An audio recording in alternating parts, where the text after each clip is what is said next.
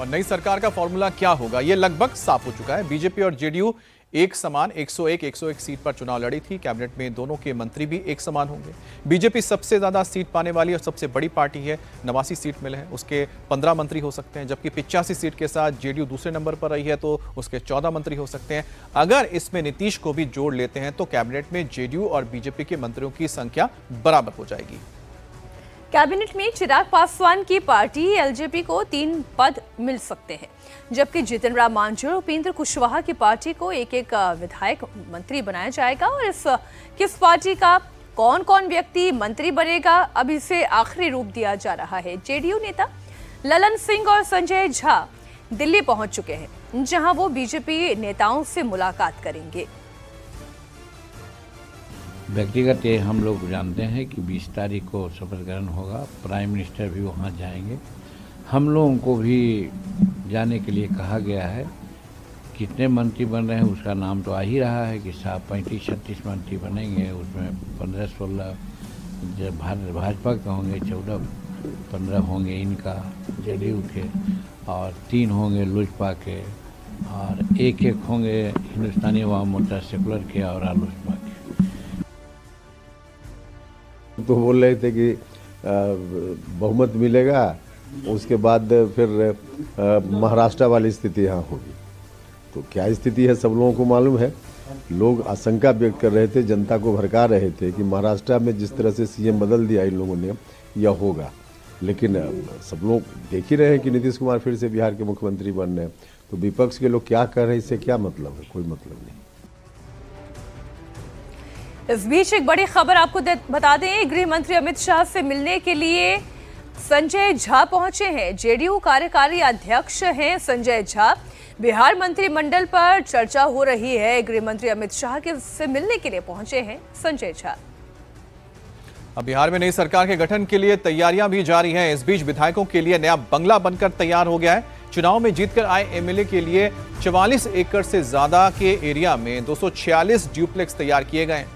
3 BHK के हर बंगले के बाहर विधानसभा का नाम लिखा है। ये क्या कुछ खास है इसमें, विधायकों के लिए इसमें किस तरह की व्यवस्था की गई है, ये आपको दिखाते हैं हमारे सहयोगी नीतीश चंद्र ने एक रिपोर्ट भेजी। बिहार विधानसभा के लिए चुने गए नए विधायकों के लिए नया बंगला बनकर तैयार हो गया है।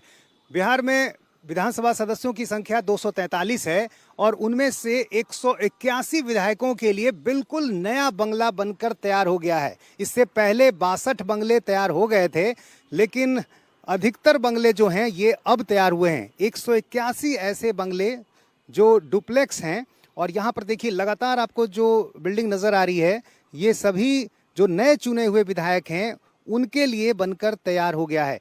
यहाँ देखिए घर के ठीक आगे के हिस्से में जिस विधानसभा क्षेत्र के विधायक को ये बंगला आवंटित होगा वो नाम भी लिख दिया गया है। जैसे सामने देखिए सोनवर्षा विधानसभा क्षेत्र संख्या 74, यानी सोनवर्षा विधानसभा क्षेत्र से जो विधायक चुन कर आए हैं उनको इसी बंगले में रहना होगा, किसी दूसरे बंगले में वो नहीं रह सकते हैं। ठीक बगल की बिल्डिंग सहरसा विधानसभा क्षेत्र संख्या 75। तो इस तरह से ये तय कर दिया गया है कि कौन सा बंगला किस विधानसभा क्षेत्र के विधायक को मिलेगा। बिहार में एक समय ऐसा भी था जब नई सरकार बनने के बाद बंगले पर लोग अपना नेम प्लेट लगा देते थे, उनसे बातचीत कर लेते थे कि ये बंगला मेरे नाम से होगा, मैं इसमें रहना चाहता हूँ। और यहाँ चारों तरफ हिस्से में देखिए 44 एकड़ में बना है और एक डुप्लेक्स जो है करीब 3700 स्क्वायर फीट का है। 3 BHK का ये बंगला, और इस बंगले में खूबसूरती का भी पूरा ध्यान रखा गया है। प्लांटेशन भी किया गया है, सीवरेज ट्रीटमेंट प्लांट भी यहाँ पर है, WTP भी है, सोलर लाइट की व्यवस्था है, तमाम वो चीज़ें यहाँ पर की गई हैं। हमारे साथ यहाँ इंजीनियर हैं, उनसे हम समझते हैं। ये बताइए कि इसमें क्या क्या सुविधाएं हैं और क्या कुछ है इसमें।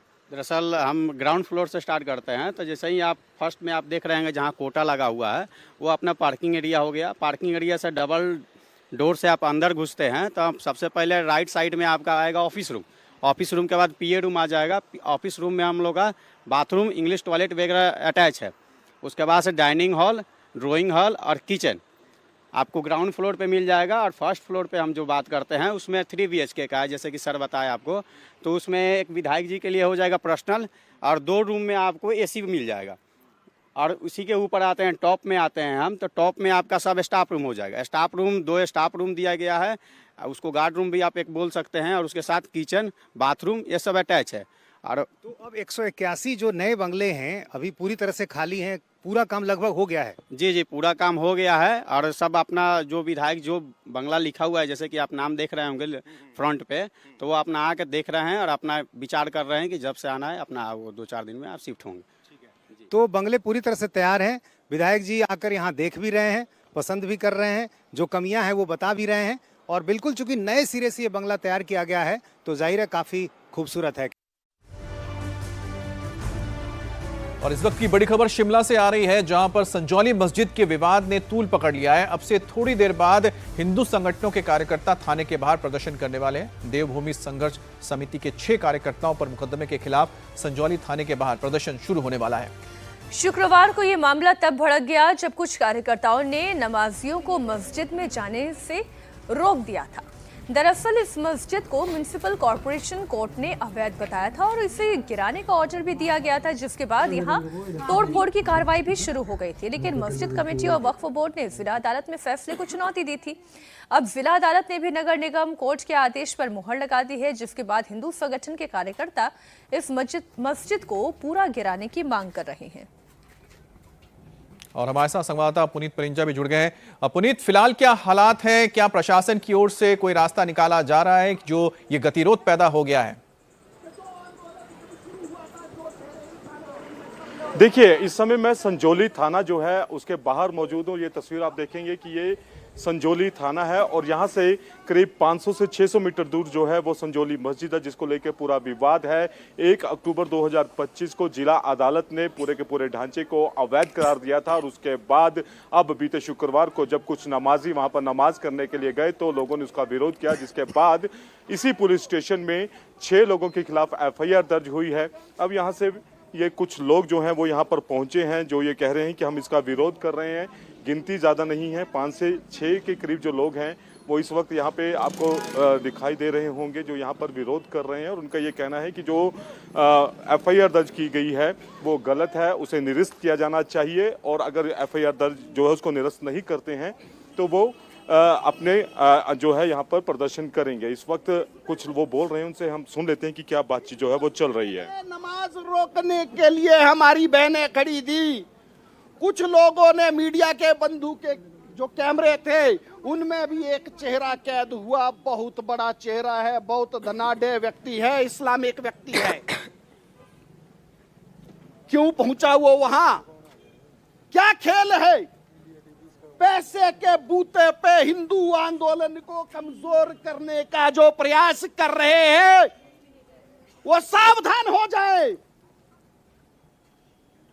वो सावधान हो जाए। जो प्रलोभन देने का प्रयास किया गया सनातन के लिए, गर्दनें कट जाएंगी, जान चली जाए, कोई समस्या नहीं है। हम किसी प्रलोभन के या किसी माया जाल के आगे झुकने वाले हिंदू नहीं है। जिन लोगों ने झुकना हो, हम एक बात कहते हैं, औरंगजेब ने भी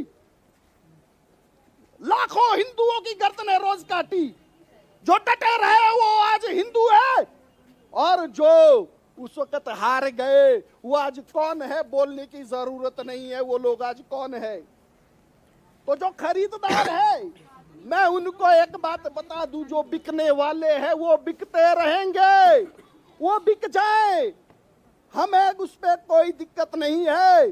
परंतु जो सनातन के सिपाही जो इस आंदोलन में पहले दिन खड़े थे वो आज खड़े हैं, आखिर तक खड़ेंगे। हमारा ये अनशन चालू हो गया।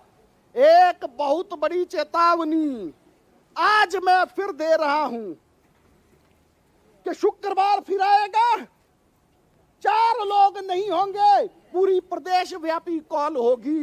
पूरे प्रदेश का हिंदू समाज